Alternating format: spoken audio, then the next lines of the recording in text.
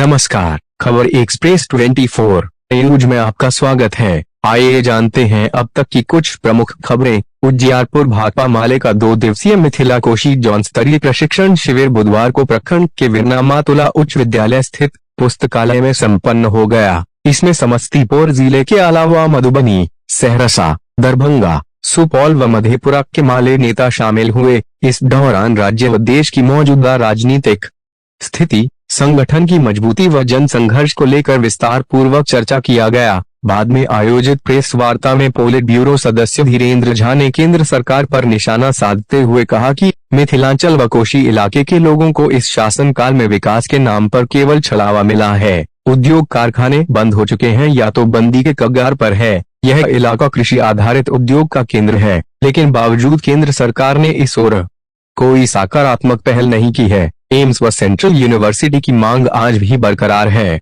AIIMS को लेकर लोगों के साथ छलावा हुआ। इसको लेकर पीएम व सरकार को यहां के लोगों से माफी मांगनी चाहिए। उन्होंने कहा कि केंद्र सरकार की स्कीम में कार्यरत आशा, आंगनबाड़ी कार्यकर्ता व रसोइयों को आज जीने लायक मजदूरी नहीं मिलता है। इसके लिए केंद्र की सरकार जवाबदेह है। माले इन लोगों के लिए आने वाले दिनों में संघर्ष करेंगी। भाजपा को इलाके की जनता अब की बार चुनाव में सबक सिखाने का काम करेगी। मिथिलांचल व कोशी के क्षेत्र में उनका खाता नहीं खुलेगा। इंडिया गठबंधन पूरी मजबूती के साथ आने वाले दिनों में पंचायत से लेकर पटना तक कार्यक्रम का आयोजन करेगी। मौके पर कंट्रोल कमेटी सदस्य आर.के. सैनी, बैद्यनाथ यादव, राज्य स्थायी समिति सदस्य, जिला सचिव प्रोफेसर उमेश कुमार, किसान सभा जिलाध्यक्ष महावीर पोद्दार, सुरेंद्र कुमार सिंह समेत अन्य माले कार्यकर्ता मौजूद थे।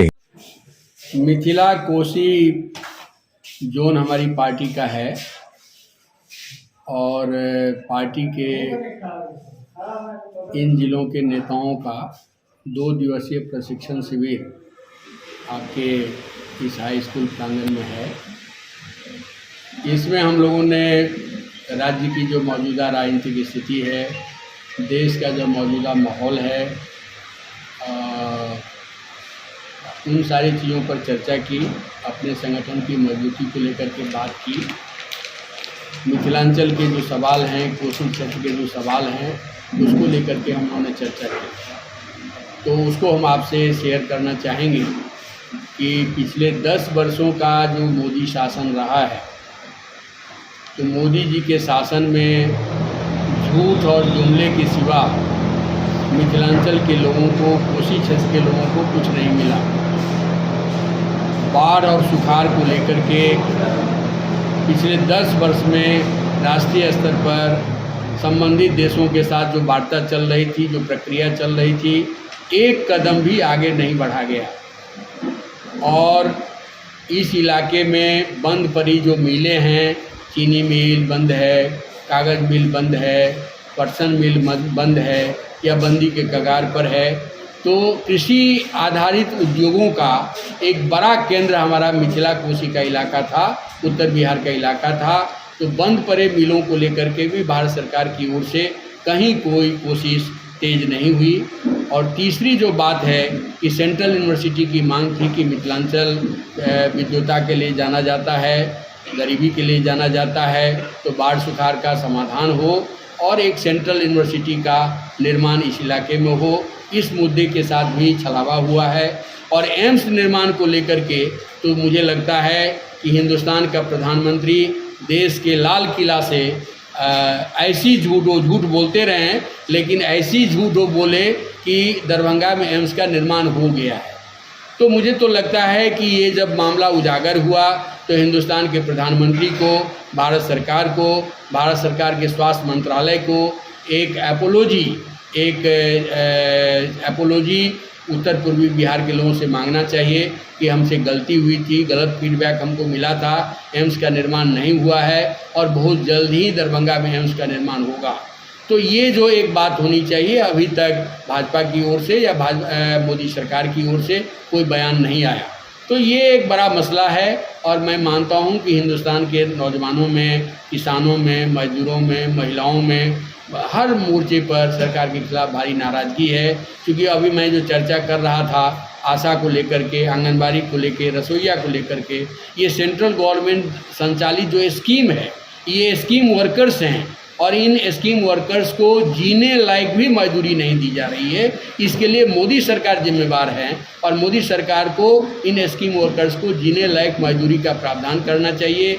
इनकी सेवा नियमित सेवा है, इनको एक राज्यकर्मी का दर्जा देना चाहिए।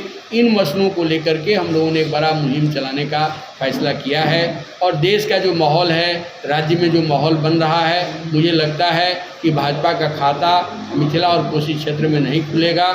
वो एक ब्लैंक पर वो आउट होंगे और संपूर्ण बिहार में भी महागठबंधन की ताकत मजबूत हो रही है और महागठबंधन के पक्ष में एक माहौल बन रहा है।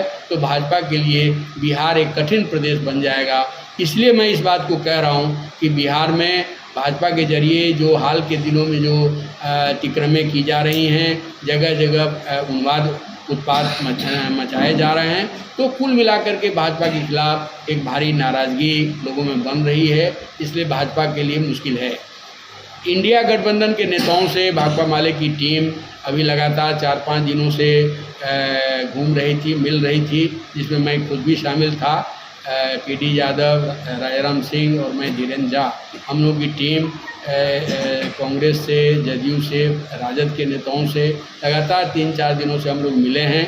सीट शेयरिंग को लेकर भी बात हुई है और साथ ही साथ ये बात हुई है कि महंगाई बेरोजगारी के खिलाफ अमन और भाईचारा के लिए पंचायत स्तर का एक बड़ा मुहिम इंडिया गठबंधन की ओर से शुरू होगा और नवंबर महीने में पटना के गांधी मैदान में ऐतिहासिक रैली होगी, बड़ी गोलबंदी होगी और ऐसी रैली होगी जो देश भर में अभी तक कोई रैली नहीं हुई है।